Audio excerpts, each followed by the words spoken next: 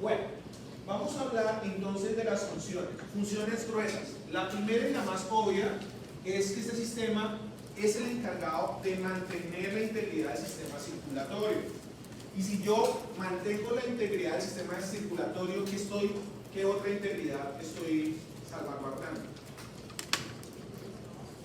¿La qué?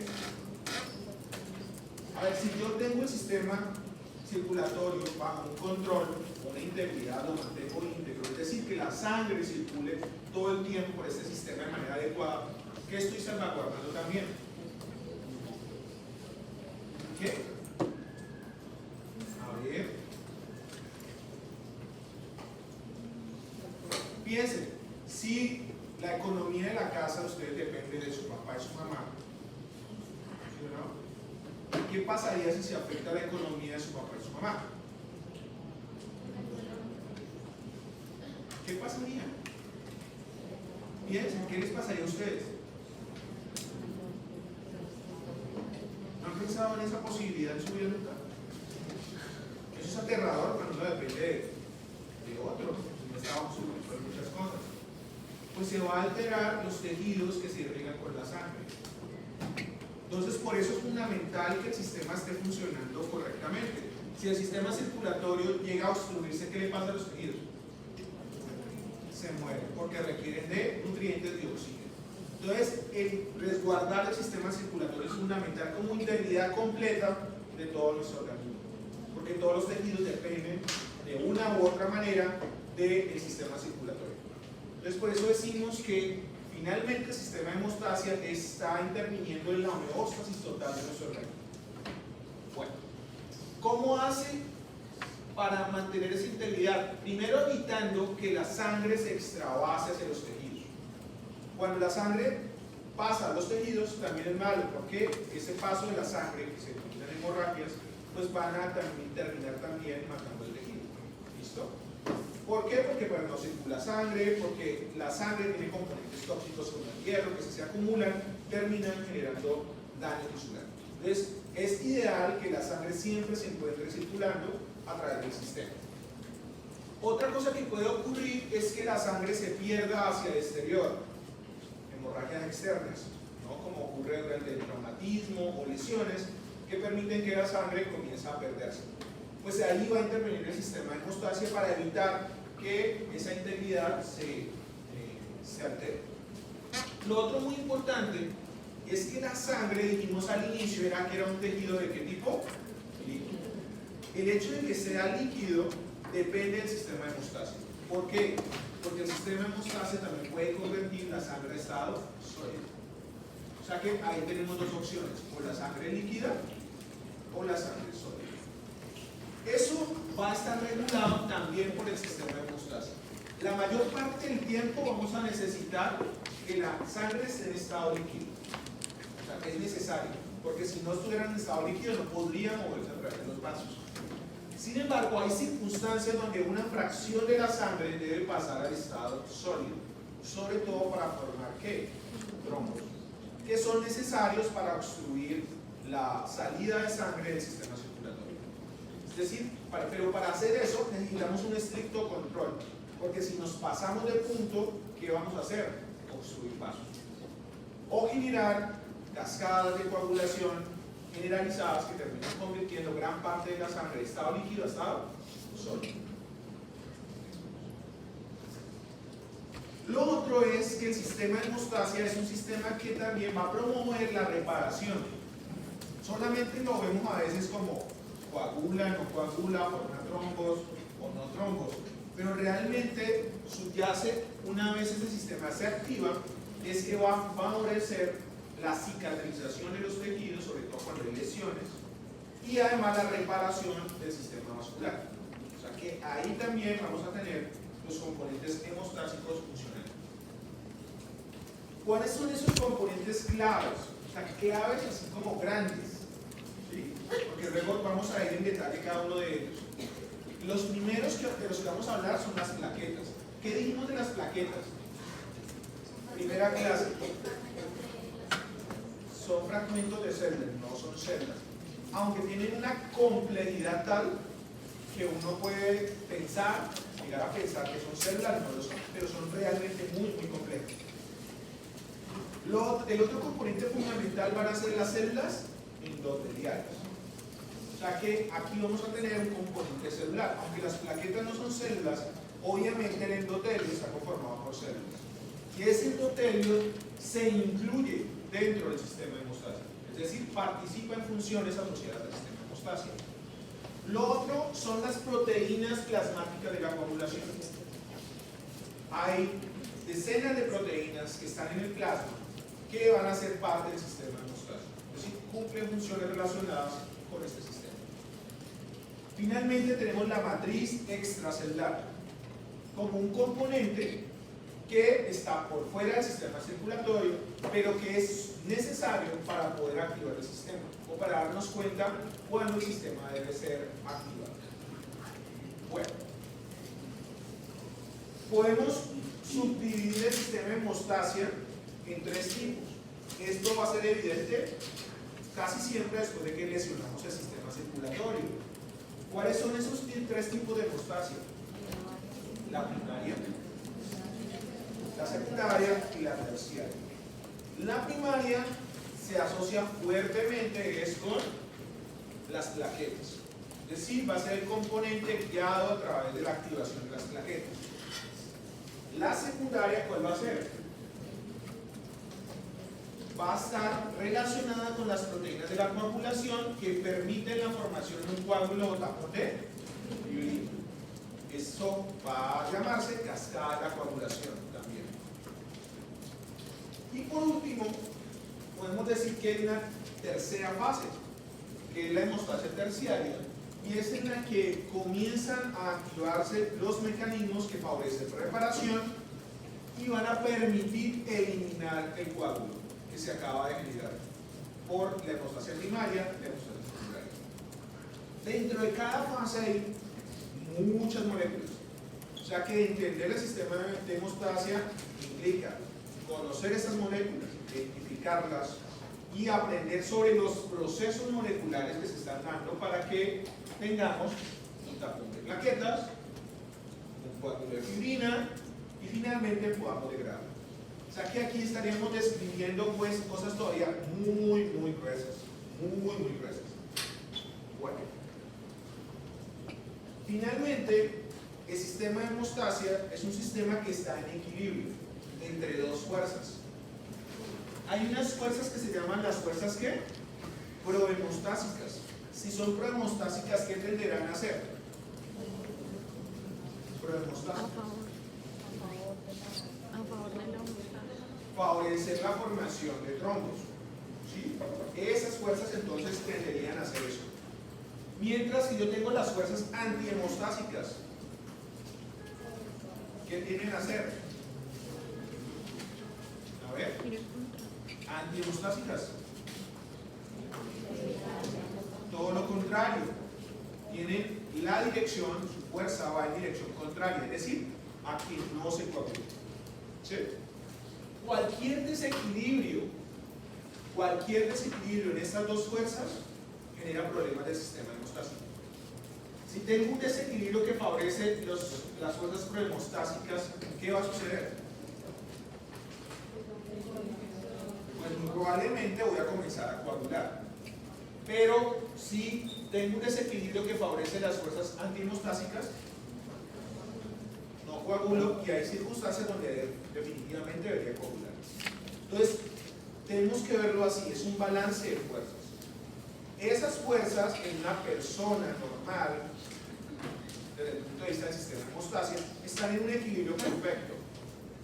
Pero bajo ciertas circunstancias se van a desequilibrar y ahí es donde vamos a tener problemas en la formación de trombos, bien sea porque se forman de manera exagerada o de manera inadecuada o no se van a formar cuando se necesitan, ¿no? Estas fuerzas prohemostásicas y antihemostásicas se distribuyen a través de todas las fases, es decir, yo tengo antihemostásicos en la hemostasia primaria, secundaria o terciaria, y también tengo prohemostásicos en la primaria, secundaria y terciaria. O sea que ahí entra a ser mucho más complejo porque no lo puedo asociar con una sola molécula o dos moléculas, sino que son un montón. Y todas ellas están en un balance para poder establecer ese equilibrio. Vamos a comenzar entonces describiendo cómo se produce el componente plaquetario. El componente plaquetario, ¿a qué tipo de hemostasia pertenece? ¿A cuál? Entonces, para formar las plaquetas, vamos a tener un término para formar las plaquetas. Inicialmente formamos unas celdas que llaman megacariocitos, ¿cierto? Entonces, el proceso por el cual yo formo megacariocitos se llama ¿cómo? ¿El megacariocito es plaqueta? O sea que el megacariocito es como el precursor de las plaquetas. Las plaquetas también se van a llamar trombocitos en algunos textos, pero si dicen trombocitos, pues obviamente estamos hablando de plaquetas. Por eso hablamos de trombocitosis cuando las plaquetas están elevadas, o trombocitopenia cuando las plaquetas están disminuidas en cantidad. Entonces, la megacarioporiasis nos va a explicar la formación de los megacariocitos. Tenemos que recordar un concepto de la célula progenitora llamada como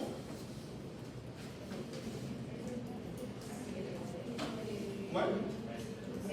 MED. Exacto, porque MED tiene dos posibilidades: da origen a los eritrocitos a través de la eritropoiesis o da origen a las plaquetas a través de la megacarioporiasis. O sea que aquí vamos a tener una MED que va a dar origen a, otra vez, volvemos a los mismos términos, PFUMK, a que es un progenitor, unidad formadora de brote o estallido de megacariocitos. Luego tenemos una CFUMK y luego vamos a tener un promegacarioblasto, ¿no? Esos promegacarioblastos se dividen en fases en la medida que maduran. No está tan descrito como con tantas fases eso de los precursores en la megacarioporiasis, pero sabemos que pues hay dos progenitores antes del primer precursor, es PFU y CFU. ¿Cuál es la importancia de esto? La importancia es que el número de plaquetas va a depender del proceso de maduración del megacariocito. Es decir, cuando el megacariocito llega a la última fase, que esta sería fase 3 o fase 4, es una célula gigante. La célula más gigante de la médula ósea es el megacariocito en fase 3 o 4. Y esa célula es la que finalmente va a dar origen a las plaquetas por un proceso de fragmentación del citoplasma. Entonces, el proceso de maduración de esta célula debe asegurar que el megacariocito alcance un tamaño lo suficientemente grande para que él comience a fragmentarse en forma de plaquetas. ¿Cuántas plaquetas puedo generar diariamente? Diariamente, miren, 1 por 10 a la 11. ¿Eso cuánto es? 1 con 11 ceros. O sea, una cantidad enorme de plaquetas se generan diariamente. Pero, incluso ese número siendo grande, el sistema que se encarga de formar plaquetas puede incrementarse de 10 a 20 veces. O sea que esto lo multiplicaríamos por ¿qué? 10 o 20. Indicando que todavía hay como una capacidad extra para formar más plaquetas cuando se requieren o se aumentan las demandas de estas. Un solo megacariocito de estos, uno solo de estos que ha madurado, produce entre 1000 a 3000 plaquetas, indicándonos pues que es un sistema muy eficiente. Una sola célula produce 1000 a 3000 plaquetas. Este desarrollo de las plaquetas pasa por unas fases muy importantes. Una de las fases más importantes es la granulogénesis. ¿Y eso por qué? Porque las plaquetas maduras acumulan una gran cantidad de granos que son fundamentales para su función. Entonces vamos a tener que el promegacarioblasto, esta célula que comienza acá, inicia una fase de granulogénesis, acumula granos, acumula y acumula granos. ¿A qué se les parece este proceso? A la granulopoiesis, en el cual desde el el promegacariocito, promielocito, ¿recuerdan el promielocito? comienza a producir unos granos primarios, ¿se acuerdan? Y luego los secundarios. Aquí no tenemos como esa distinción tan marcada, pero sabemos que desde esta fase comienzan a aparecer gránulos en el citoplasma del promegacariodato. Y esta fase, especialmente esta del promegacariodato, es muy sensible a una hormona que es la principal reguladora de la megacariopoliesis. Y si regula la megacariopoliesis, regula también la formación de plaquetas.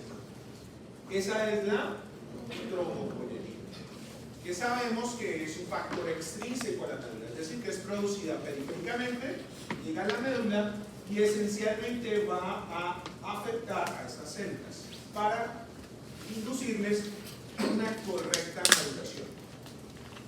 Bueno, cuando pasamos a una fase del promegacariodato, comenzamos a hacer una fase que se llama indomitosis, fases en las que hacemos indomitosis. Observen que las primeras células tienen algo que ustedes ya vieron en genética, 2N, 4N. ¿Qué significa? ¿Cómo son los espermatozoides y los óvulos? ¿Cuántas Ns tienen?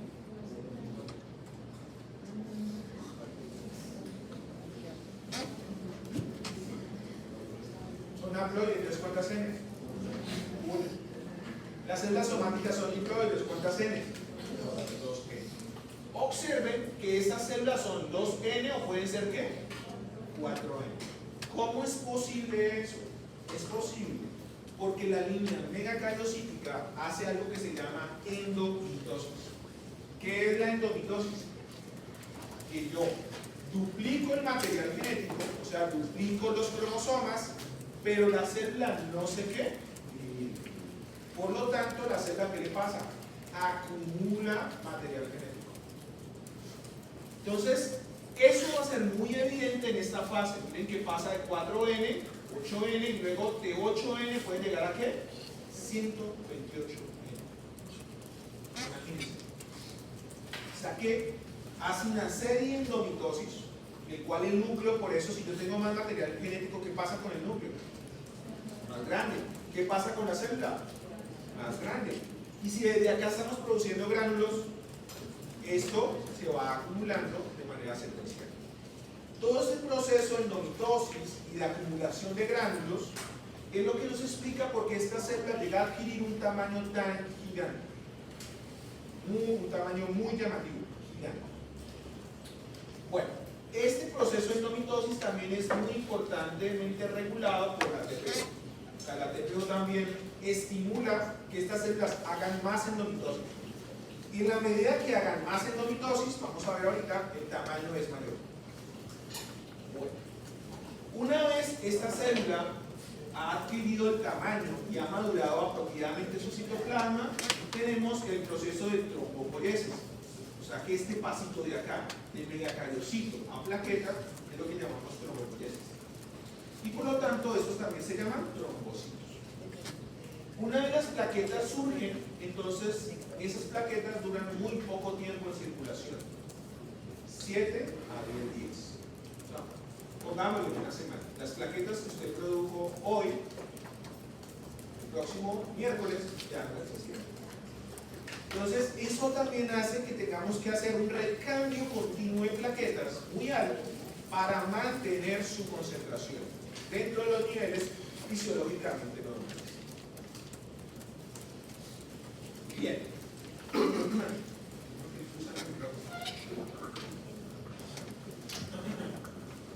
Bien. Entonces, aquí estamos viendo lo que les venía comentando del proceso de endomitosis. El punto de partida son las células progenitoras, que son 2N. Pero en la medida que obtenemos células precursoras, como el promegacariodato y el megacariocito en fase 1, 2, 3 y 4, lo que va ocurriendo es que el proceso de endomitosis va incrementando el número de copias en el material genético, llegando de 8N, 16N, 32N, 64N, y como les dije, lo máximo que se ha escrito es 128N. Conforme va incrementándose el número de endomitosis y se incrementa la cantidad de material genético en el núcleo, Luego esta célula comienza la fase de maduración de los gránulos, que va a ir aumentando progresivamente el tamaño del citoplasma hasta que yo llego al megacariocito maduro, el cual, obviamente, dependiendo de su tamaño, producirá más o menos plaquetas. ¿Listo? Entonces, por eso este es un aspecto fundamental de la megacariopoiesis, el número de endomitosis que estas células pueden alcanzar para poder producir suficiente número de plaquetas. Una particularidad, se ha descrito que puede haber megacariopoiesis en el pulmón. Una fracción de las plaquetas se producen en el pulmón, es interesante. Se cree que algunos progenitores de estos inmaduros salen de la médula, llegan al pulmón y en el pulmón maduran formando megacariocitos para producir plaquetas. Bueno, acá tengo un megacariocito, miren, el núcleo es multilobulado, obviamente por esa cantidad de copias de material genético, y observen que el citoplasma es como agujereado, como puros punticos, por la acumulación de gránulos durante el proceso de maduración. Bien, una vez el megacariocito ha madurado, pues aquí es un esquema muy grueso, pues aquí estaríamos viendo otras células de la médula, esto serían, por ejemplo, ¿qué? ¿Qué serían estos? Sí, pero es el nombrecito. Neutrófilos, muy bien. ¿Y estos qué serían?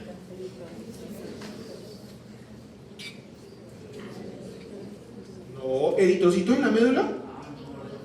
Reticulocitos. Precisión. Precisión. Listo. Entonces, ¿este qué sería? Obviamente el nombre aquí está, megacariocito. ¿Qué le pasa a ese megacariocito? ¿Qué notan ustedes ahí como particular de ese megacariocito?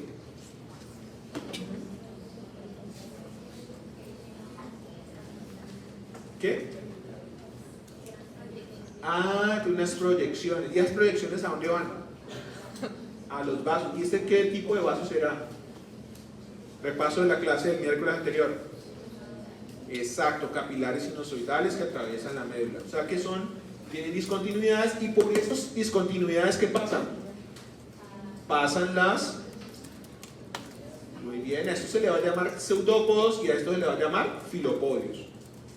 Son proyecciones del citoplasma que se van hacia el vaso. Entonces lo que va a pasar cuando el megacariocito madura es que se mueve de donde se maduró hacia los vasos, se acerca a los vasos. Y por los vasos él va a sacar ¿qué? Su citoplasma, a través de pseudópodos y luego filopodios. Y va a ocurrir este fenómeno que estamos viendo acá, miren. El filopodio comienza a fragmentarse en pedacitos. Y cada pedacito de estos es lo que vamos a llamar plaqueta. A veces, esos pedacitos son muy grandes. Y entonces, ¿cómo se les va a llamar? Plaquetas, cuando son de gran tamaño. Es decir, cuando podemos pensar como que iban a ser dos plaquetas y quedaron pegadas y aparecen en circulación, los llamamos proplaquetas. ¿Listo? Bueno, entonces esto es el modelo como se cree que se producen las plaquetas en el sistema o en la médula ósea. Bien, ¿cómo se ven con las tinciones clásicas? Así fue como se vio la primera plaqueta con una tinción. Así, mírenlas. Las flechitas, estas son plaquetas. ¿Estos qué son? Eritrocitos. Observen la diferencia de tamaño. Más o menos una octava parte. La mayoría de plaquetas tienen una octava parte del volumen de un eritrocito. Son pequeñas. Y pueden haber plaquetas más chiquitas y pueden haber plaquetas más grandes. O sea que no son como tan homogéneas en su volumen y tampoco en su forma, cuando se ven con las tinciones. Otra cosa es cuando las vemos ya con otro tipo de técnicas. ¿Cómo se ven estas plaquetas cuando ya las vemos con técnicas de mayor resolución, como las microscopías electrónicas de barrido de transmisión? Se ven así, miren, lentejas. Las plaquetas realmente circulan en esa forma.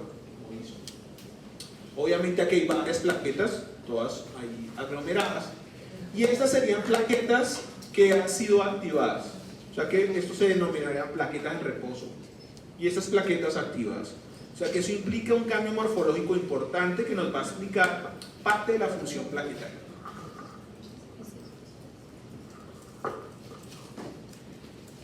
Ahora, con microscopía electrónica de transmisión, pues barrido, podemos hacer como una zoom a nivel estructural. ¿Qué tienen las plaquetas dentro?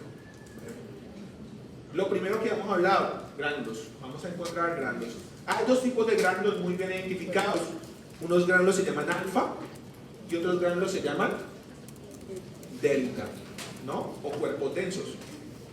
Entonces aquí vamos a ver, por ejemplo, que estos tienen otro tipo de, como de densidad, ¿no? Entonces serían gránulos alfa, muy probablemente gránulos delta. También vamos a tener restos de algunas organelas que quedan en el fragmento, como mitocondrias. Vamos a tener parte de mitocondrias, se puede encontrar ARN, ribosomal, ARN mensajeros, bueno, en fin. También vamos a tener vesículas, pequeñas vesículas, aquí no alcanzan a ver, que hacen el calcio. Otra cosa muy llamativa es la presencia de esto, no sé si lo alcanzan a ver, ¿ven esta cosita?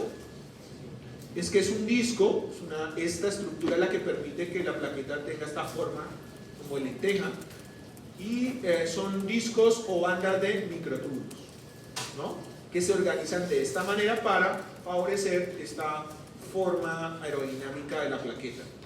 También vamos a tener un sistema canícula de invaginación muy similar a los túbulos T que ustedes vieron en el sistema locomotor, me imagino, locomotor, que vieron el músculo. También tiene estos sistemas y aquí estaremos viendo como la entrada a esos túbulos que atraviesan la plaqueta hacia su parte interna.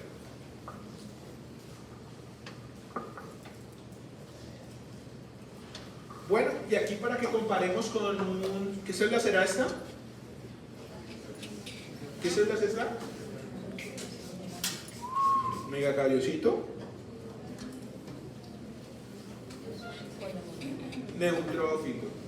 Neutrófilo. ¿Y esto qué será? Plaqueta. ¿Y esto? ¿Y esto? ¿Y esto? ¿Y esto? ¿Y esto? Bueno, ahí vamos avanzando. Bueno, es para que vieran y compararan que los leucocitos son más grandes que los eritrocitos y los eritrocitos son más grandes que las plaquetas. Una diferencia importante también. Bueno, habíamos dicho que las plaquetas tenían gránulos. Ahora, ¿qué tienen esos gránulos? Ahí comienza la parte molecular. Bueno, tenemos los gránulos alfa, que son los más abundantes. Esos gránulos alfa tienen un montón de proteínas. Una de las proteínas, esas proteínas se pueden dividir en categorías, dependiendo de su función. Algunas de esas proteínas se llaman proteínas de adhesión. Tenemos a eso el fibrinógeno, fibronectina, esta ya la conocen porque hace parte de la matriz extracelular, el factor de von Willebrand, la trombospondina, vitronectina, moléculas que van a favorecer que la plaqueta se adhiera a las superficies. Luego tenemos moduladores del crecimiento. Estas moléculas entonces lo que van a hacer es favorecer la formación de nuevos vasos y favorecer la reparación del tejido dañado. Entonces está el PDG, el PDGF, el CETAP, el factor transformante de crecimiento beta, el factor plaquetario 4, trombospondina, etc.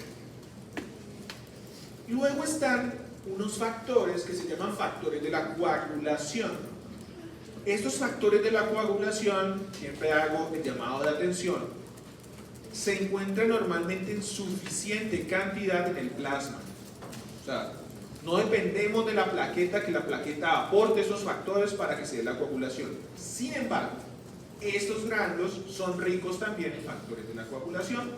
Se cree que lo que ocurre es que durante el proceso de vida de la plaqueta como que absorbe estos factores del plasma y los acumula en esos gránulos.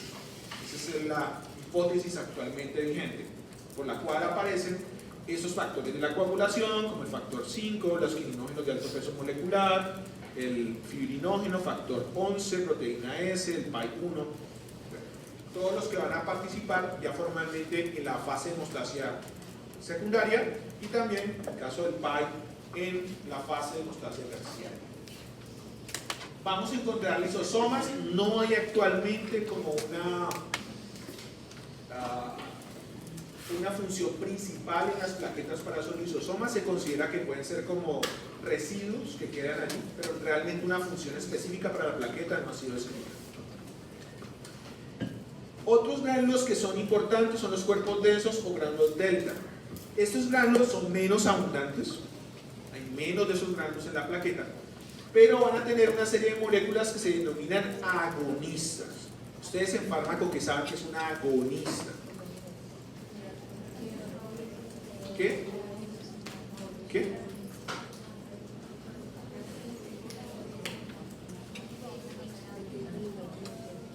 A ver, ¿qué me dicen que es un agonista? ¿Cómo? ¿Qué? Muy bien. O sea que lo que va a hacer es inactivar o activar. Activar. O sea que estos se llaman agonistas plaquetarios. Entonces, ¿qué hacen? ¿Activan a quién? Las plaquetas. Esos agonistas, principalmente en los granos delta, son ADP, ATP, serotonina y calcio. ¿Listo? Y aquí vamos a hacer una claridad también. Estos son solamente un pequeño grupo de agonistas. Las plaquetas responden a una cantidad muy variada de agonistas. O sea que ahorita vamos a ver otros agonistas que son súper importantes para guiar la activación plaquetaria.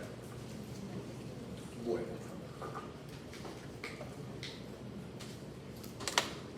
Bien, una vez tenemos más o menos descrito qué tienen las plaquetas, cómo se ven, cuál es su estructura, más o menos cuánto es el tamaño con respecto a las otras estructuras o elementos formes de la sangre, vamos a hablar de cómo se regula la concentración de plaquetas, cómo se regula esa producción. Y aquí volvemos a los modelos. Cada modelo me explica algo, no me lo explica todo. Entonces, hay un modelo de regulación de que todo depende de la trombopoyetina. ¿Sí? Y hay dos tipos de trombopoyetina. Hay una trombopoyetina que se llama inducible, que se llama una trombopoyetina inducible, que es regulada, o sea que algo que yo puedo inducir es algo que yo puedo controlar, ¿sí o no? Lo induzco cuando quiero y no lo induzco cuando no hay necesidad. Y hay otra trombopoyetina que se produce ¿dónde? En el hígado también, que se va a llamar trombopoyetina constitutiva, es decir, que esperamos que su producción no responda a las condiciones, sino constantemente se está produciendo en una cantidad específica. Entonces, en ese modelo vamos a tener que bajo condiciones normales, o sea, de homeostasis, yo tengo que se produce X cantidad de trombopoyetina y parte de esa trombopoyetina queda libre en el plasma, que sería esta fracción. ¿Sí? Y otra parte de la trombopoyetina no está libre en el plasma. ¿Cuál de las dos trombopoyetinas será la que puede ejercer regulación en la megacardiopoiesis? ¿La libre o la que está no libre? Yo no. La libre. ¿Por qué? ¿Qué? Muy bien. ¿Por qué la libre? Pues porque puede moverse libremente y llegar a la médula, ¿no? La no libre, entonces, ¿dónde está? ¿Unida qué? A las plaquetas. ¿Por qué está unida a las plaquetas?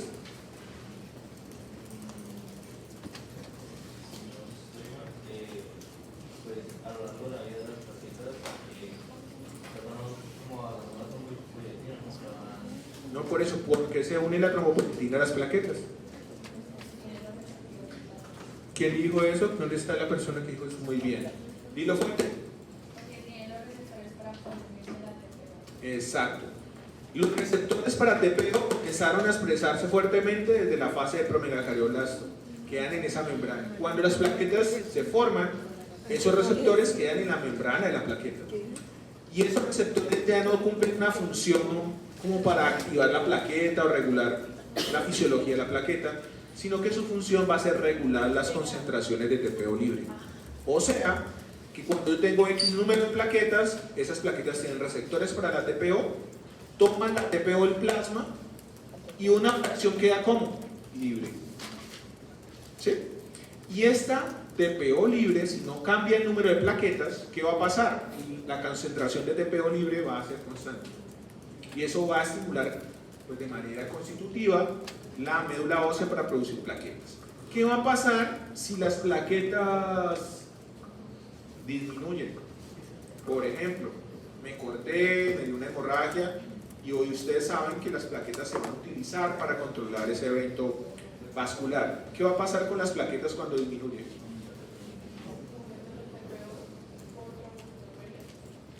No, les falta precisión. No, estamos hablando de la TPO. Exacto. Pero la TPO total aumentó. No aumentó. Es una redistribución. Aquí tenía solamente este porcentaje de la TPO libre, pero si las plaquetas disminuyen, pues ya no hay tanto receptor que compita, que capture esa TPO, por lo tanto la fracción libre se me incrementa. Si se incrementa esta fracción libre, ¿qué va a pasar con la megacardiopoiesis? ¿Qué esperamos que ocurra? Que aumente porque está llegando más TPO a estimular MER y todo el linaje megacariocítico. Bueno, o sea que esto es inducido ¿por qué? Por procesos donde hay una disminución de las plaquetas trombocitopénicas. ¿Qué ocurre entonces cuando aumenta excesivamente la cantidad de plaquetas? Condición que se llama trombocitosis. ¿Qué va a pasar? Otra vez disminuye el TPO libre. Si ustedes me dicen disminuye el TPO, me están haciendo referencia a todo. Realmente disminuye la TPO libre. ¿Y qué esperamos que ocurra con la megacardiopoiesis? Que se disminuye. Miren que este modelo nos indica que no se requeriría aumentar o reducir la producción de TPO para regular la cantidad de plaquetas. Simplemente las plaquetas regulan la fracción libre. Y con eso, la TPO constitutiva se mantiene a una tasa de producción normal y va a ser la demanda de plaquetas o el consumo de plaquetas que lleva a que se aumente o disminuyan las plaquetas la que va a determinar la megacardiopoiesis en la médula ósea. Es uno de los modelos. Pero este modelo no explica condiciones en las que cambian abruptamente las cantidades de plaquetas. Ustedes ven, esto es como muy progresivo, ¿no? Pero hay circunstancias en que las plaquetas, su cantidad cambia muy rápidamente. Entonces, se logró luego establecer que hay condiciones que pueden aumentar la cantidad de TPO. Resulta que la TPO inducible se produce también en el hígado, pero esa TPO inducible se produce bajo circunstancias en las cuales hay procesos inflamatorios. Por eso cuando hay infecciones que conducen a la producción de una conocida, ¿quién es esta? Interleuquina 6, llega a los hepatocitos que tienen receptores para la interleuquina 6 y va a inducir que estos hepatocitos ahora produzcan ¿qué? Más TPO. Y esa es la TPO inducible. Si aumento la cantidad de TPO, la producción de TPO, ¿qué va a pasar con la libre? Se aumenta porque tengo más TPO, por lo tanto estoy desplazando la concentración libre a una mayor fracción.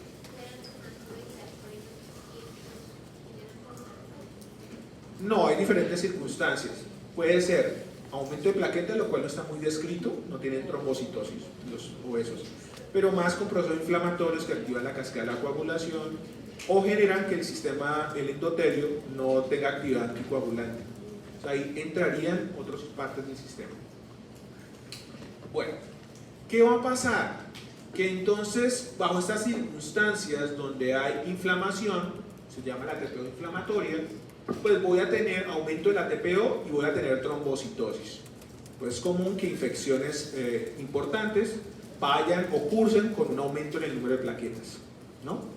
Otra condición que se ha descrito que aumenta la producción de plaquetas es el cáncer. Pacientes con cáncer, se conoce que el cáncer induce inflamación y la inflamación lleva a producir más interleuquina 6 y esto lleva a que aumente la producción de TPO y finalmente de más plaquetas. llevando a que pues, las condiciones como el cáncer también se asocien con estados procoagulantes. Recuerden que si yo aumento el número de plaquetas, estoy aumentando la fuerza de algo prohemostásico, algo que tiende a coagular. Entonces estoy generando un desbalance del sistema. Bueno. Entonces aquí, ¿qué tenemos? Por un lado, TPO constitutiva, por este lado, TPO inducible. Pero surgió un nuevo modelo que también ya se ha corroborado que existe, y es que el hígado, otra vez el hígado, que produce la TPO, tiene un sistema para censar cuando las plaquetas están viejas. Entonces, aquí partimos de la médula ósea, un megacariocito, se acerca al vaso, libera sus plaqueticas. ¿Las plaquetas cómo son? Jóvenes. ¿Y cómo sé que una plaqueta es joven? Sería una pregunta. Pues resulta que en las proteínas de membrana de la plaqueta, esas proteínas van a tener una molécula llamada ácido ciálico. Entonces se dice que son plaquetas con ácido ciálico, una alta densidad. Lo que va a pasar es que durante el proceso de circulación de la plaqueta, ese ácido ciálico con el tiempo se va a ir perdiendo. Entonces vamos a decir que las plaquetas van eliminando o van careciendo de ese ácido ciálico.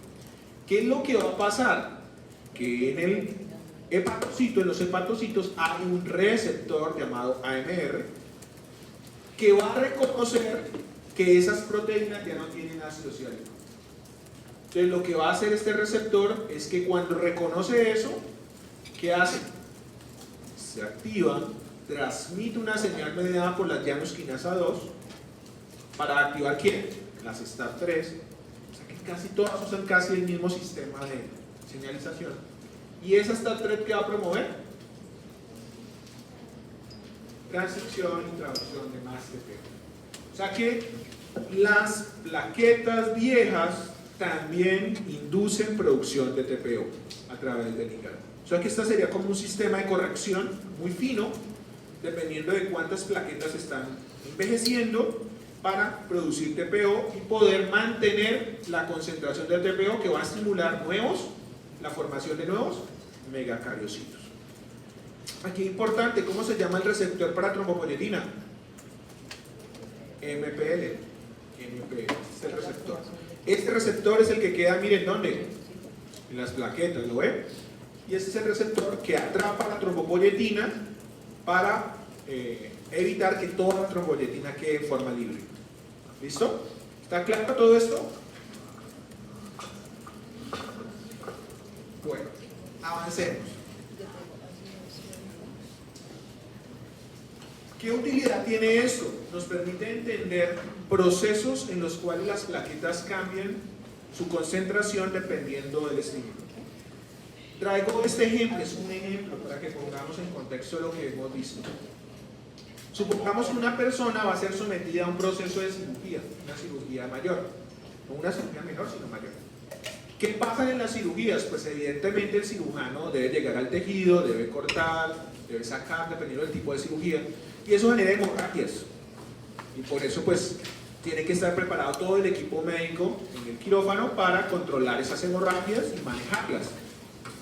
Entonces, antes de que un paciente sea sometido a cirugía, de los exámenes básicos que se le hacen es el conteo de plaquetas. Para entrar a cirugía, ¿cómo tienen que estar las plaquetas?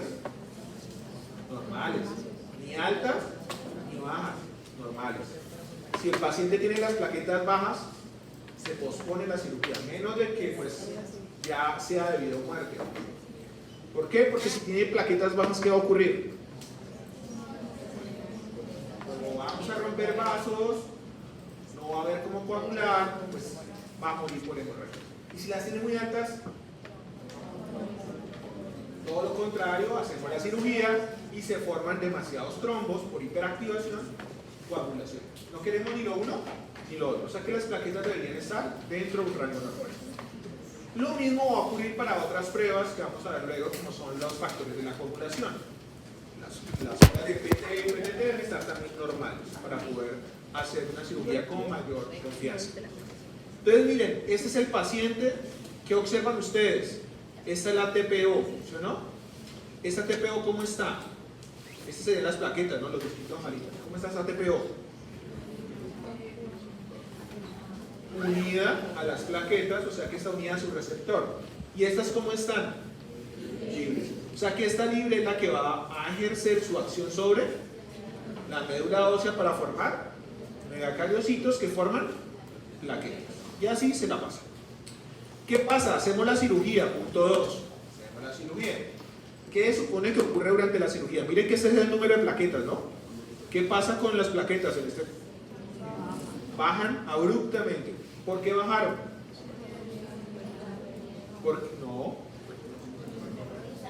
Porque se consumieron intentando coagular, evitar la pérdida de sangre, recuperar el tejido, se consumieron. Por lo tanto, miren que el hígado está produciendo la misma cantidad de TPO. Por lo tanto, ¿qué pasa con la TPO en circulación? Aumenta, pero ¿aumenta qué? La fracción ¿qué? Libre. Miren que el hígado sigue produciendo las mismas, pues en este ejemplo son 5, ¿no? 5 moléculas de TPO, siguen produciendo lo mismo. Pero cuando se consumen las plaquetas queda más TPO libre. ¿Y qué va a hacer esa cantidad de TPO libre? Va a estimular con mayor potencia y yo produzco más ¿qué? Más plaquetas al final, obviamente porque debo producir más megacarocitos, deben producirse más endomitosos, o sea, son megacarocitos más grandes que producen más plaquetas. Pero entonces, ¿esto qué va a generar? Punto 3. Va a generar una ¿qué? Trombocitosis. A eso se le llama trombocitosis reactiva. Es una reacción frente a una caída aguda del número de plaquetas. Pero se explica porque tenemos mucha más TPO libre que está estimulando fuertemente esa plaqueta, esa médula. Y luego entra el sistema de corrección. Cuando yo voy aumentando el número de plaquetas, ¿esas plaquetas qué van a hacer? Exacto, comienzan a reducir la cantidad de TPO libre porque comienzan a capturarla. Y eso va generando menor estímulo, ¿de dónde? En la médula, y por lo tanto la megacariopoiesis comienza a reducir. Y eso nos va a permitir luego volver a ¿qué? Al punto de homeostasis, que sería este. ¿Listo? Entonces es un ejemplo muy práctico para entender cómo funciona este sistema, regulando la cantidad de plaquetas en circulación. Fine. Otro punto importante es, uno ve mucho la función plaquetaria relacionada cuando hay una lesión en el sistema vascular, pero resulta que las plaquetas, sin ser activadas, per se están cumpliendo una función de regulación. ¿Por qué? Porque las plaquetas en reposo, que son estas que están en el disco, esta que está acá, cuando va en circulación, la presión que ejerce la sangre sobre ellas, la turbulencia, el estrés de fricción que genera el líquido sobre ellas, induce que ellas constantemente están liberando una serie de factores de crecimiento que lo que van a hacer es estabilizar las uniones adherentes entre las células endoteliales. ¿Sí? Es decir, que cuando se produce ese estrés de fricción, ellas liberan esto que han almacenado y eso estimula el endotelio a producir una molécula que se llama PFA, factor de crecimiento vascular, piel vascular tipo A, que lo que hace es generar que se formen uniones adherentes entre las células endoteliales. Esto va a ser muy importante especialmente en células endoteliales que hacen parte del sistema postcapilar venular. O sea, ahí es donde esto va a ser súper importante. Entonces, cuando las plaquetas disminuyen, lo que va a ocurrir es que se pierde ese estímulo y por lo tanto el endotelio, las uniones adherentes del endotelio se desensamblan y es más fácil tener hemorragias. Así no tendrá un golpe ni nada, simplemente esto se desensambla porque hay pocas plaquetas y vamos a tener hemorragias o microhemorragias espontáneas. En el dengue ocurre algo similar. Cuando se genera trombocitopenia puede promoverse hemorragias por eso, por pérdida aguda de plaquetas, ¿no? Entonces las plaquetas, por ahora les digo, son muy complejas, tienen muchas cosas para aprender de las plaquetas. Bien, esto es lo que pasa. Pues aquí me adelanté. las plaquetas bajan, no hay cómo estimular estos receptores, no hay BFA suficiente, estas uniones se debilitan y por lo tanto la sangre comienza a pasar a los tejidos. Bien. ¿Están cansados? ¿No? Muy bien. Sigamos. Hemostasia primaria. Hasta ahora, ¿qué llevamos? Hemos descrito a las plaquetas y cómo se producen las plaquetas. Nada, no le hemos puesto a activar. En la hemostasia primaria vamos a ver su efecto una vez se activa.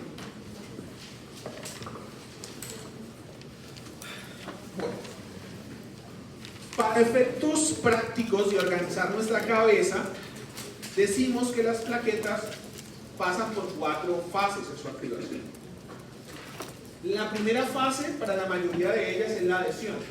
Ojo, no todas se adhieren, y eso lo vamos a ver ahorita.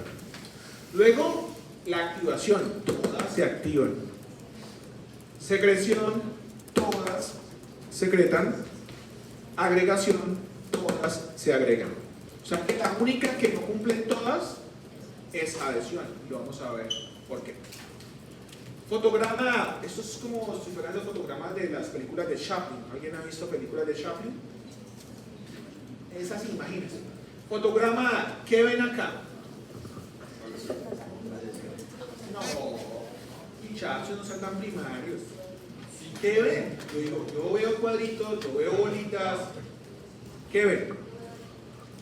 Tú ves líneas, muy bien. ¿Sí o no? Es como esos exámenes abstractos que le colocan a uno ahí algo y no tiene que comenzar. ¿Qué es eso? ¿Qué serían entonces estas bolitas? Las plaquetas, muy probablemente. Ideal porque miren que no nos muestran ni glóbulos rojos, ni leucocitos, o sea, quitaron todo lo demás como para que nos concentremos en las plaquetas. Bueno, ¿qué sería esto? El endotelio, perfecto. Pero ya nos ubicaríamos de que esto es un vaso chiquito, muy probablemente. ¿Qué serían esas líneas que decía Laura que ve acá? ¿Qué sería eso? Ayúdenle, Laura, ¿qué es eso? ¿Qué queda debajo de los vasos? ¿Qué hay debajo de los vasos? Tejido, pero ese tejido, ¿qué implica que hay? ¿Qué sería esto? ¿Qué? Sí, pero hay más cositas. ¿Cómo llamamos eso, muchachos? Matriz. Es la matriz celular. Debajo de los vasos, ¿qué hay? Una lámina. Hay un espacio donde hay una matriz que sostiene el vaso. Obviamente luego, dependiendo del tejido, pues hay células del tejido que se organizan. Eso es lo normal. Bien. ¿Qué notan que pasó aquí? Se rompió. ¿Qué pasó? ¿Qué pasó acá? ¿Se qué? Se dañó el endotelio. ¿Pero qué le pasó? ¿Se qué? Se separó. ¿Qué más dice? ¿Qué está viendo?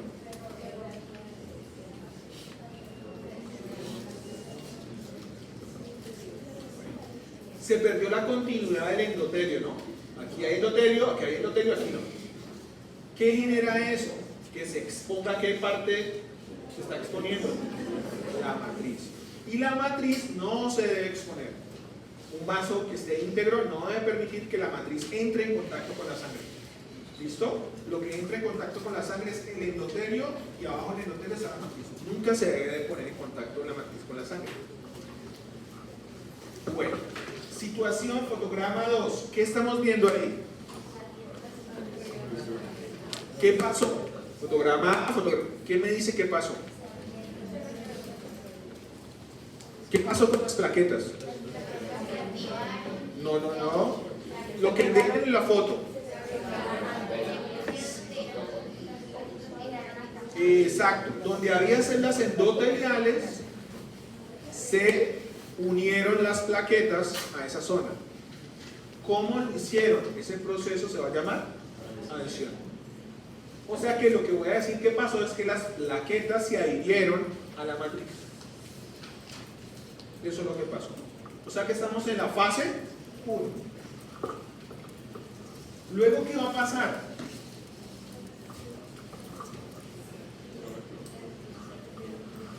Entonces, se activan, muy bien. ¿Qué nos estará mostrando acá? Es como esos exámenes abstractos, que es cualquier detalle cuenta. Y se cuentan, ¿cómo se cuentan? Veo huequitos. Eso, se mantiene 20-20 esos ojos. Excelente. Claro, Laura, mira.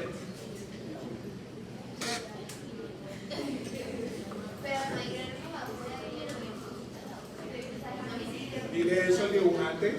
Aquí, bueno, me gusta este porque lo lleva a imaginar cosas que no están tan explícitamente mostradas allí. Es muy sencillo. ¿Qué pasó entonces? La adhesión llegó a activarlas. La activación llevó a que ellas secretaran parte de sus granulos. ¿Cuáles granulos secretaron? Los alfa. Exacto. Muy bien. Ahora me van a decir eso. ¿Qué pasó acá? Agregación. Ahora me van a decir entonces qué es la agregación. No, necesitamos aquí una dinámica de grupo. Salgan 100 personas. 7 personas. No toma un minuto. Y además sí, es fácil los vídeos.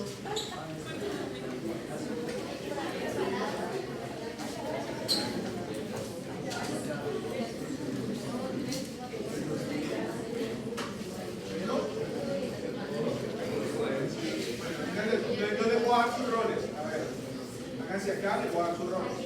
A ver, plaqueta, pro plaqueta, plaqueta. Listo, plaqueta. Muy bien. Ellas son la lesión. Son la lesión. Entonces, antes había aquí algo, pero ¡pum! Se generó la lesión. Ahora, ¿qué van a hacer ustedes? Primero la plaqueta.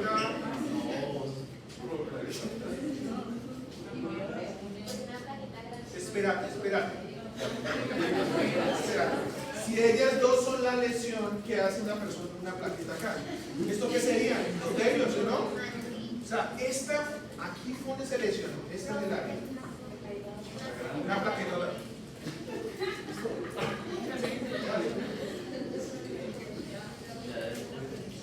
Muy bien, ¿ellas qué hicieron?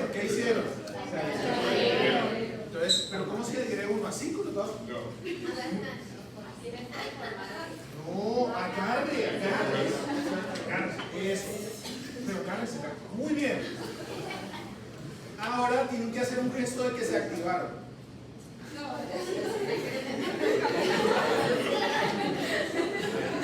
Cuando las plaquetas se activan, ellas cambian su forma. Entonces cambien su forma. Hagan muecas. Listo, ya. Se activan. Ahora secreten.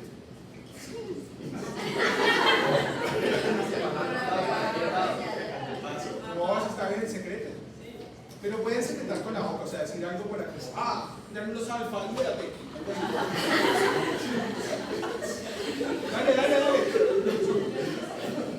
Dale. Libérate. Bueno, fuerte, con convicción. Eso no están ahí como. Fuerte. No. Fuerte.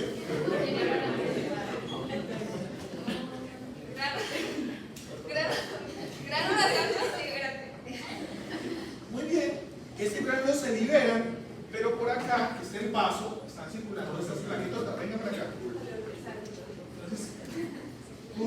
Ahora cuando él vaya pasando, ¿tú qué vas a hacer?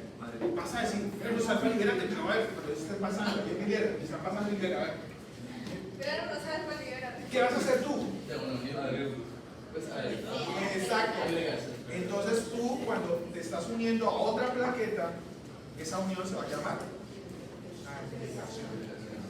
O sea que ustedes se agregan, pero no se adhieren. ¿Por qué no se adhieren? Que una plaqueta se agrega otra. Porque las primeras ya cubrieron la matriz. O sea que no hay posibilidad. Y pero ustedes, cuando se agregan, también se activan. Entonces, ¿qué van a decir? Y ustedes que van pasando por ahí, también, no importa, no cubre más. O sea, listo, ya, muchas gracias. Un aplauso para ellos. Bien. Por lo tanto, podemos decir que hay fases de adhesión, fases de activación que llevan a secretar y esas secreciones activan a las que se van a agregar. ¿Qué fue lo primero que activó a las primeras plaquetas? La exposición. O sea, eso es lo que dispara todo. Bajo circunstancias normales, van a ocurrir cosas como activación no mediada por lesiones. Eso es esencialmente cómo va a ocurrir el proceso de activación. Eso es lo que yo pretendía que ellos me mostraran la primera fase. Plaqueta normal, plaqueta que se activa y plaqueta que luego de activar comienza un proceso de contracción. La plaqueta pasa por nuestras fases para consolidar lo que llamamos el tapón en hemostasia. O sea que esto es lo que se llama hemostasia primaria. Todo ese proceso que acabamos de decir de manera gruesa. Ahorita que vienen las moléculas. Bien. ¿Cómo es que la plaqueta puede adherirse, puede agregarse? Esto es mediado por receptores. Las plaquetas, cuando salen de la médula ósea, tienen una cantidad de receptores en su membrana. Los que vamos a ver aquí son principalmente solamente los receptores de ¿qué? Adhesión y agregación. Solamente son esos. Ahorita pasaremos a los receptores de agonistas. Bueno.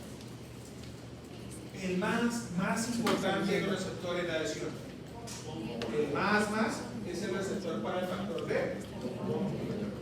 Y es un receptor complejo porque está hecho por varias proteínas. La glicoproteína 5, BP de glicoproteína 5, glicoproteína 9, glicoproteína 1B beta, glicoproteína 1B alfa. Esto en su conjunto es lo que llamamos el receptor para bond builder, factor de bond builder.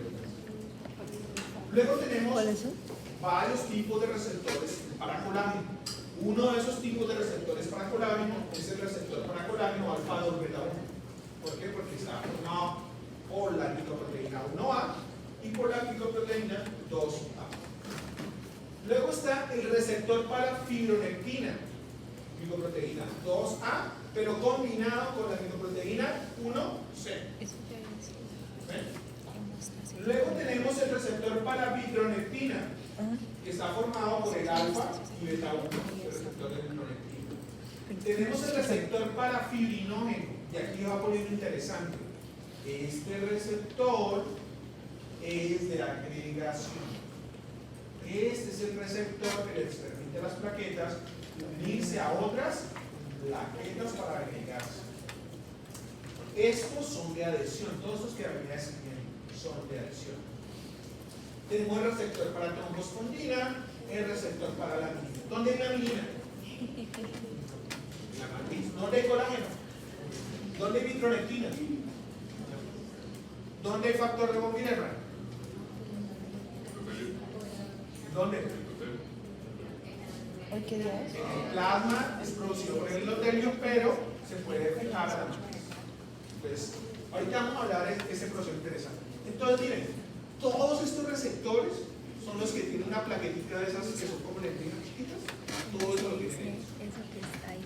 De adhesión tenemos una gran cantidad de receptores de adhesión, pero solamente tenemos un receptor para agregación, que es el receptor para fibrinógeno.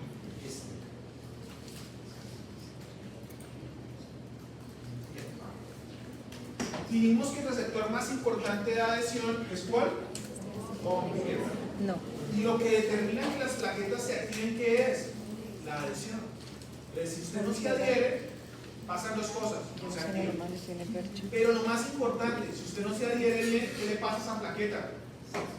Se suelta y la sangre va a pasar por ahí. No es lo que queremos. Entonces el factor de von Willebrand es una proteína pesada, gigante, una proteína gigante y tiene varias partecitas interesantes. El factor de von Willebrand tiene un sitio de unión al colágeno, por eso se pega a la matriz, porque cuando hay descontinuidad, él pasa y se pega al colágeno, porque tiene un sitio de unión al colágeno. Tiene un sitio que le permite formar un complejo con el factor 8 de la coagulación. Eso es de hemostasia circularia, que no hemos visto, pero ya lo tenemos en cuenta, que el factor 8 circula unido al factor de von Willebrand. ¿Por qué? Se sabe que el factor de von Willebrand estabiliza el factor 8. ¿Qué significa que lo estabilice? Hace que su vida media sea más larga. O sea que cuando él queda solito, si usted queda solito, rápidamente es degradado. Entonces, por eso es importante la estabilización también de la hemostasia secundaria y factor de von Willebrand. Tiene esto, un dominio o una partecita que es el sitio de unión de esta. A ver, ¿dónde vimos esto? ¿Qué es este receptor? ¿Para qué es? 1, 2B3A. ¿Dónde la vemos? ¿Es el receptor para? Agregación. O sea, que el receptor de agregación se me puede unir al fibrinógeno o al factor de von Willebrand. En términos estequiométricos, lo que más hay en plasma es fibrinógeno. Entonces, por el fibrinógeno, pues, le gana al factor de von Willebrand. Pero eventualmente el factor de von Willebrand también puede servir como una molécula mediadora en la agregación plaquetaria. Y tenemos un sitio de unión aquí miren, ¿qué es este? 1B95, ¿dónde la vemos? ¿Cómo se llama este receptor? Es el receptor para el factor de von Willebrand en las plaquetas. Entonces miren que es una proteína que puede cumplir como diferentes funciones, dada que tiene todos estos dominios que le permiten ser reconocidos por diferentes moléculas. Bien, vamos a las moléculas. ¿Qué es esta bola amarilla? Una plaqueta. ¿Qué son estas bolas rojas?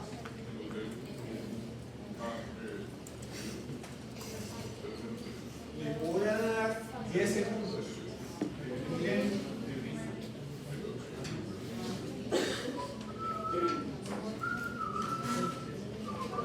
¿Un chingo?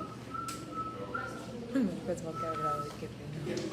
¿Cuál es la hora Necesito que salgan 4 personas de tamaño pequeño. No pasa nada. Gente grande, gente pequeña, gente intermedia.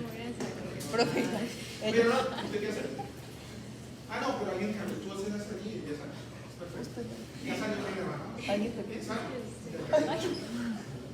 Alguien pequeño.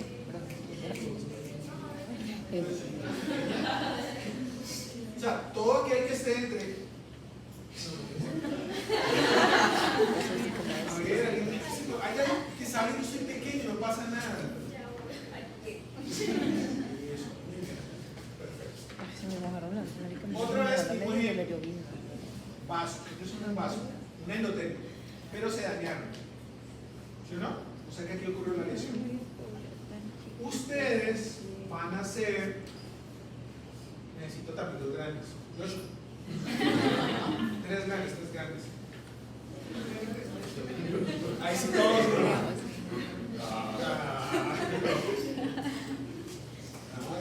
Salsa, hombre, lo más práctico es lo que se da adelante. ¿Ah? Dijo que eran esos. No, no ha hecho nada. Muy bien. Ustedes van a ser el factor de von Willebrand. Ustedes son el factor de von Willebrand. Y ustedes son las plaquetas. Y ustedes se van a mezclar porque la sangre todo está mezclado, plaquetas con todo el mundo. A ver, mezclas. Eso. Pero una obra de teatro, es una obra de teatro. Vamos a comenzar desde allá, porque allá viene la sangre. Yo los veo como sangre. Y aquí ustedes cuando vayan pasando ellos van a hacer un ruido como que crash, se rompió un vaso, crash, crash. Y vamos a ver cómo reacciona. Cada uno tiene su rol, vamos a ver si aprendieron cuál es su función. A ver. Comience. No, pero no. Dramatismo. A ver. Ustedes son los que van a mandar la parada. ¿Cuándo van a comenzar? Tienen que avisar.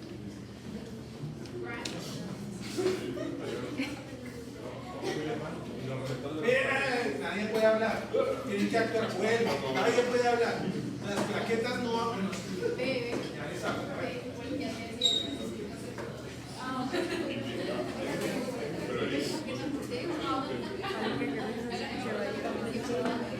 Es que no coordina este sistema de mostaza. No vamos a desarrollar por aquí.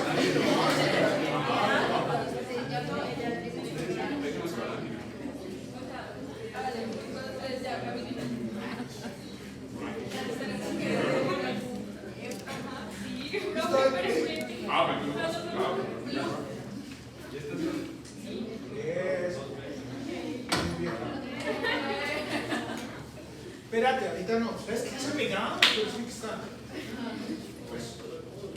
¿A qué se unió el factor de von Willebrand? No. Vuelve. Otra vez vamos. ¿Les dijo que se salió de la hora? Pero ahorita el crash es un Ahorita está la A ver, otra vez. novia. Stop. Quédese ahí. ¿Ellos qué son? Factor de von Willebrand. ¿A qué se unieron? ¿A qué se unieron ellos? Al colágeno.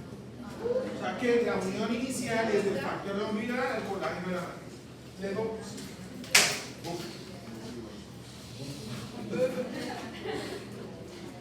¿qué son ellos? Plaquetas. ¿Qué hicieron? ¿A qué se unieron? Al factor de von Willebrand. ¿Cómo se llama esta fase? Ahora actívense. Se cambia de forma. Exacto. Y luego se repite. Las siguientes lo que van a hacer es que agregarse. Porque estas plaquetas que se activan van a comenzar a expresar el receptor de agregación. ¿Listo? Ahorita vamos a ver eso tema primero. ¿Listo? Muchas gracias. Entonces, ¿qué pasaría si una persona no tiene suficiente factor de von Willebrand? No puede hacer la primera fase bien. Si no hace la primera fase bien, ¿qué le pasa?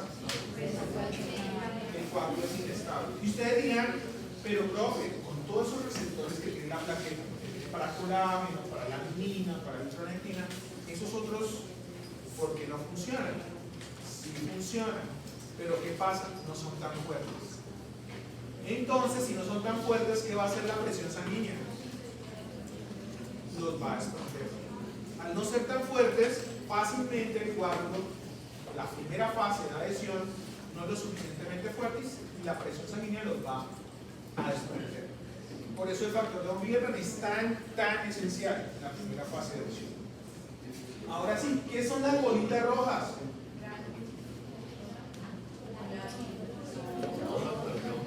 Factor de von Willebrand, a ver, aquí está el número. Este factor de von Willebrand, ¿a qué se está uniendo? Colágeno, que son las líneas. Ahora sí, esto a qué se está uniendo. Es que vieron aquí. No, aquí. Exacto, ese sería el receptor de von Willebrand y ese sería el factor de von. Este receptor aquí se está uniendo. Colágeno es un receptor para colágeno. ¿Y el verde? Este es otro receptor para colágeno. ¿El verde? Esos receptores tienen un papel, la función mecánica de adhesión. Pero además de tener la función mecánica de unirse a algo, también son receptores de ¿qué? De señalización. Por eso estas flechitas, ¿qué me están indicando estas flechitas? Que se activa una vía de señalización que conduce a la activación de esta conocida. ¿Qué es? Exacto. Muy bien, Laura. Entonces lo que va a ocurrir es esto lleva a la fosfolipasa C, que produce un producto, ¿cómo se llama? IP3. El IP3 activa canales de calcio en las vesículas, los abre, ¿y qué va a salir? Calcio. Y el calcio es un segundo mensajero en las plaquetas, que va a generar activación de proteínas en el citoplasma plaquetario. Una de las proteínas que se va a activar, unas, porque son varias, es este receptor. ¿Cómo se llama este receptor? Proteína 2B3A, que es el receptor de agregación. Por eso, las plaquetas que se agregan se activan y ahora expresan el receptor de agregación. Y ahora aquí se están agregando, miren, receptor de agregación de una, receptor de agregación de otra. ¿Quién está en la mitad mediando ese puente? ¿Quién es el puente? ¿Se acuerdan qué es lo que reconoce el receptor de agregación?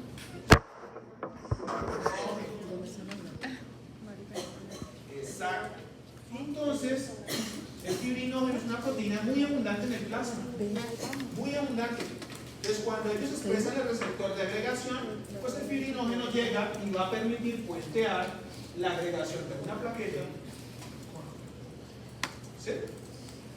Bueno, otra cosa que va a generar estos receptores, que no está acá muy claro, es que estas vías van a conducir a que se secreten los gránulos. O sea, el calcio, cuando se libera ese calcio, también va a comenzar la fase de secreción. La fase de secreción va a liberar ¿qué? Agonistas. Y acá vemos algunos agonistas, como el ADP. ¿De acuerdo? Están los gránulos. Entonces, ese ADP va a actuar sobre unos receptores que se llaman P2Y1, P2Y12, y eso va a activar ¿a quién? A otra fosfolipasa, pero esta es beta, la acá es gamma. ¿Y qué, a qué va a conducir? A más calcio. O sea que eso lo que va a hacer es potenciar la activación. Pero esta molécula no se queda solamente con estas plaquetas, sino que esta molécula va a afectar a cuáles plaquetas, las que están pasando por ahí, y las va a activar para que ellas también ¿qué hagan? Expresen el receptor de agregación. Como expresan el receptor de agregación, ahora se pueden agregar a las que ya estaban. Pues ese man en ese video no hizo ni Entonces es una reacción en cadena. En cadena. ¿Listo? El receptor de agregación también transmite señales. ¿A quién va a activar? La fosfolipasa C gamma. O sea que eso es una cadena de eventos que activación, activación, activación. Por eso esta fase es muy peligrosa. Porque si usted se pasa, ¿qué va a ocurrir? Todas las plaquetas se activan, que van pasando, tapan el vaso. Entonces debe haber un sistema que debe controlar esa cascada, porque lo contrario no tiene fin. Activación, activación, la adhesión activa, la agregación activa, en fin. Eso es lo que vamos a ver luego, cómo realmente ocurre eso. ¿Cuál es el activador más potente de las plaquetas? La trombina. Es lo más potente que conocemos que activa las plaquetas. Pero resulta que la trombina proviene de la hemostasia secundaria. Es decir, que mientras esto está ocurriendo, otros eventos moleculares de la cascada de la coagulación ya iniciaron, que es lo que vamos a ver en la hemostasia secundaria. Y esos eventos moleculares van a llevar a que se produzca la trombina, el activador más potente de las proteínas. Entonces, cuando se produce trombina, la trombina actúa sobre un receptor, lo corta, por eso puesto rarito, que la trombina es una proteasa. Corta el receptor PAR1 y PAR4 y partido para activar la fosfolipasa beta. Y este también es un viejo conocido. ¿Cuál es este? TXA2. Trombosano. El blanco de la aspirina. Todas las personas cuando consumen aspirina se busca es que no coagulen fácilmente, es lo que va a bloquear la producción de este agonista plaquetario. ¿De dónde viene el tromboxano A2? De la misma plaqueta. La plaqueta lo produce. ¿Sí? Entonces, cuando se activa la plaqueta comienza a producir tromboxano A2 y ese tromboxano puede activar a la misma plaqueta que lo produce o a las plaquetas vecinas, generando un proceso, un loop de activación. Mira lo que va a marcar. ¿Listo? ¿Está clara esta parte? Es que yo hice algo técnico que me perdonan. El tromboxano es una molécula, un agonista que se va a producir en el citoplasma de la plaqueta. Producto de estos procesos de activación, cuando se libera el calcio, se va a activar la ciclooxinasa. Y esa ciclooxinasa va a proveer los sustratos para producir el tromboxano A2, que es liberado como es un líquido, fácilmente sale por la membrana y comienza a actuar sobre sus receptores.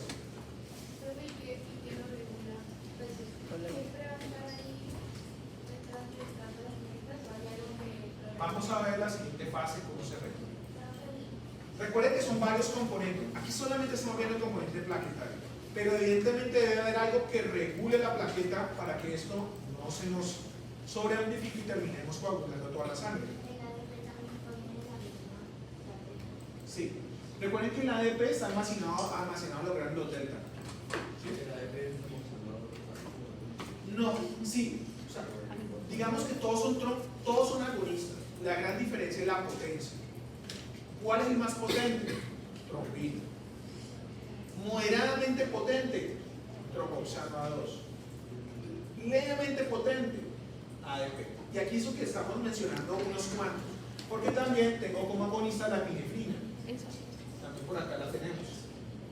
Y es más débil. Entonces la plaqueta tiene receptores agonistas, para agonistas de diferente grado. De gran potencia, mediana potencia y potencia leve.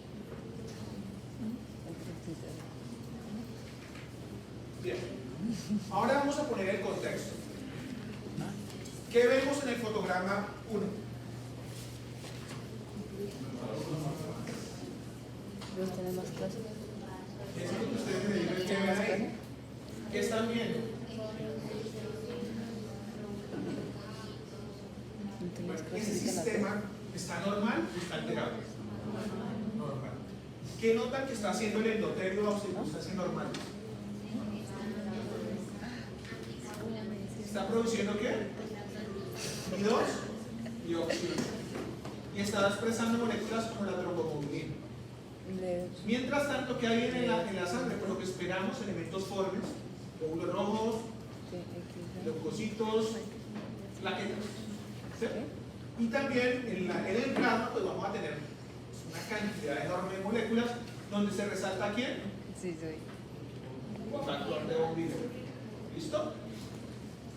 Aquí ¿cómo está el colágeno? Profe, mi perdí, ¿puedes repetir todo? Siendo cubierto por la capa del endotelio, células en el interior como fibroblastos, que ya sabemos que hacen, producir el colágeno, hacen mantenimiento de la matriz. En fin. Entonces, ¿qué pasa en ese fotograma? Y la lámina, pues, que rodea el vaso. ¿Está normal?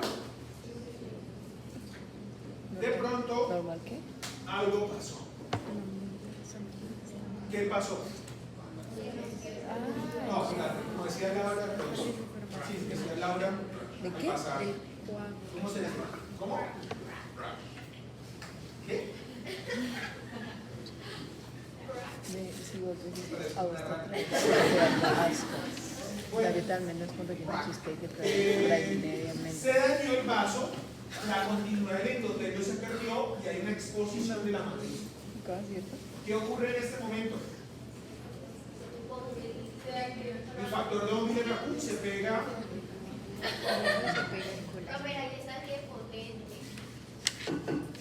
Se pega. Luego, ¿quién llega? Las plaquetas. ¿Estas plaquetas qué fase tienen? Adhesión. ¿Sí o no? Todo normal. Fase de adhesión. No pasó nada. ¿Qué cambió con respecto al fotograma anterior?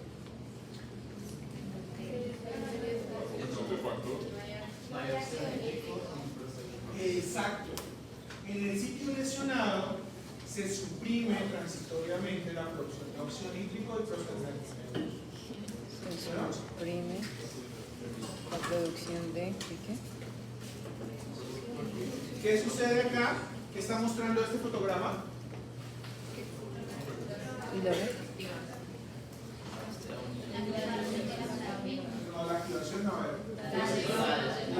la adhesión al factor de von Willebrand por sus receptores, los otros receptores unidos al colágeno, y luego que se activa el receptor de agregación. ¿Se activa el receptor de qué? Creo que es como un fotograma de eso, es como un zoom de lo que está pasando acá. Ya voy para ti. Ahora, ¿qué sucedió acá?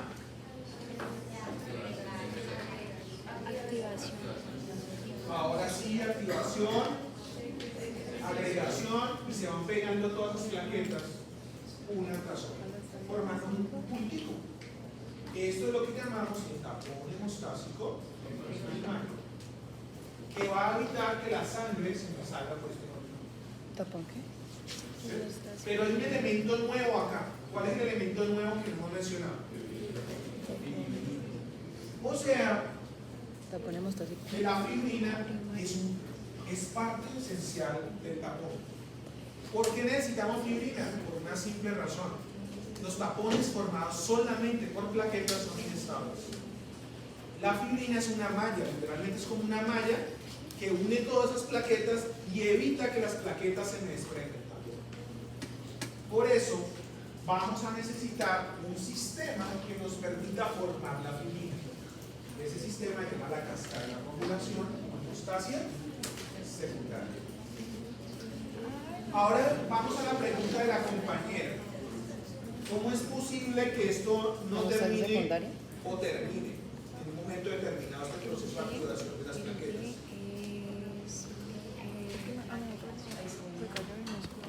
¿Qué es lo que va a ocurrir? Lo que va a ocurrir es que quien va a ejercer el control más importante inhibitorio de esto es el endotelio.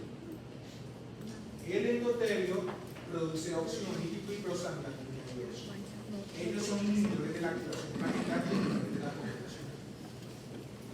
Por eso, transitoriamente en el sitio lesionado se reduce la concentración de óxido nítrico y prostaglandina 2 para permitir formar el tapón. Pero conforme esto se está formando, se va aumentando la producción de óxido nítrico y prostaglandina 2. ¿Qué es lo que va a hacer eso? Apagar a las plaquetas.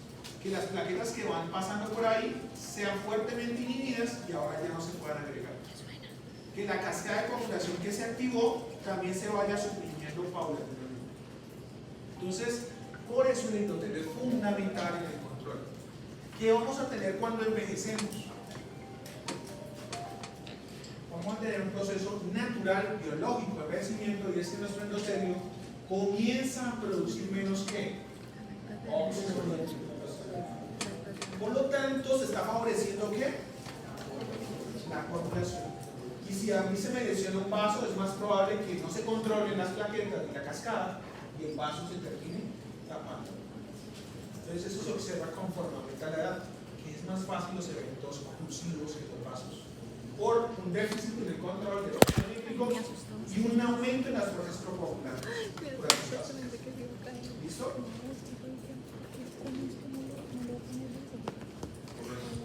Yo tenía entendido que el óxido nítrico y el tromboxano, o sea, en el momento en que las plaquetas, como la plaqueta previa, está presente ese flujo turbulento. ¿Así qué? El flujo turbulento, o sea, se presenta la lesión, las plaquetas llegan a llegar. Se adhieren, que tenemos que saber de esto. Entonces, cuando están a punto de llegar, lo que depende de la lesión, la plaqueta secretada para favorecer una estrecha del vaso. Y se llama la vasoconstricción. En ese momento también, o sea, yo tenía entendido que también se secretaba el tromboxano 2 para, o sea, hacerle juego al óxido nítrico. Exacto. La acción del tromboxano 2 tiene una función plaquetaria de activación, pero también de vasoconstricción en el vaso al actuar sobre el músculo liso para generar la vasoconstricción. Pero eso todo lo que está promoviendo es como fortalecer el tapón, porque si tú haces vasoconstricción, lo que está haciendo es que se reduzca un poco el paso de sangre para favorecer la consolidación. ¿No? Y eso implica vencer al óxido nítrico, porque el óxido nítrico su acción es vasodilatadora. ¿No? Entonces, por eso aquí los fenómenos van ocurriendo por etapas. La primera etapa